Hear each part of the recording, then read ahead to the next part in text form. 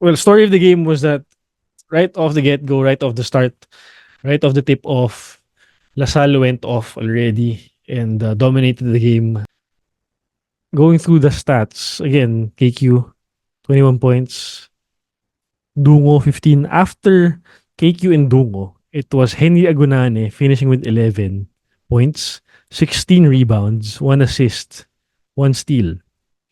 So, a comeback performance in a way for Agunane, coming up with subpar numbers on their first game versus NU. Wala eh.